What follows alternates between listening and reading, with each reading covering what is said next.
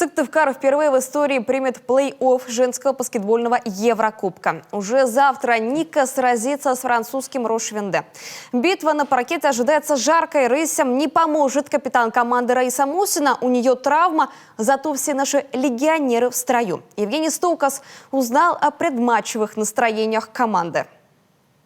Бельгийка Хинбин Абделькадер и сибирячка Марина Голдарева раньше всех прибывают на тренировку Ники. Обе занимаются баскетболом 20 лет, обе недавно пережили спортивные травмы и обе внесли решающий вклад в игру с Людовикой в последней игре Еврокубка.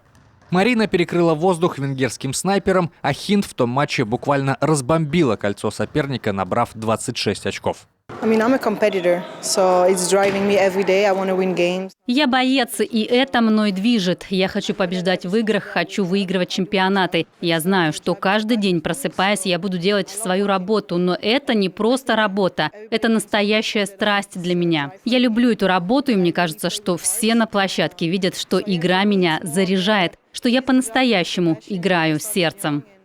7 месяцев назад Хини, так ее ласково называют коллеги по площадке, серьезно травмировала колено. Спортсменка вернулась и сразу начала выдавать результат. Хини в очень хорошем состоянии в данный момент. Вот это некоторые игры показали ее уровень и баскетбольного качества, и физического состояния.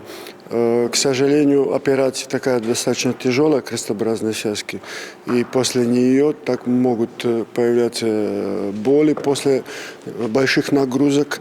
В Сыктывкаре Хини с ноября. Сначала она боялась наших холодов, но сейчас радуется снегу и сугробам. Восстановление колена стало одним из самых трудных этапов в ее карьере, признается Хини. Но бросать баскетбол она даже не думала. Сложнее восстановиться даже не физически, а ментально, особенно если ты почти всегда далеко от родных. Ты далеко от своей семьи, когда ты профессиональный атлет. Я играла в Турции, Польше, Франции. Я нахожусь за пределами Бельгии уже больше 15 лет. Поэтому по семье сильно скучаешь. Здорово, что сейчас есть FaceTime, и мы общаемся каждый день. Я играю на площадке, и для них тоже. Марина Голдарева также играет на площадке не только для себя. Ее родители и супруг, тоже баскетболист, поддерживают девушку из родного Новосибирска. Но главный мужчина ее жизни живет вместе с ней в Сыктывкаре. Из-за него она чуть не ушла из большого спорта. Когда я забеременела сыночком, я думала, что я уже не вернусь. Хотелось окунуться в материнство, но когда он родился, я посидела 10 месяцев в декрете. Постоянно дома, не было общения. И я поняла, что это не моя жизнь. То есть можно совмещать баскетбол и семью.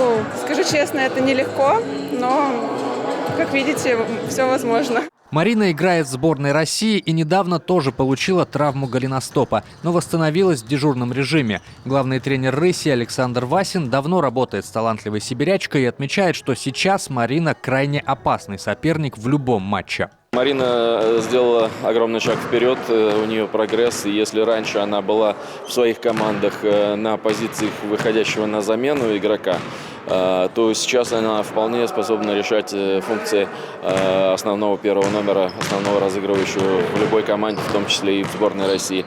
Побеждать Марине помогает не только поддержка других рысей, тренера и семьи. Поиграв в разных клубах, она поняла, как важна поддержка болельщиков. Мне очень здесь нравится, здесь самые лучшие болельщики. Даже если мы проигрываем, они все равно за нас. Поэтому за каждый мяч, за все. В общем, колоссальная поддержка от них.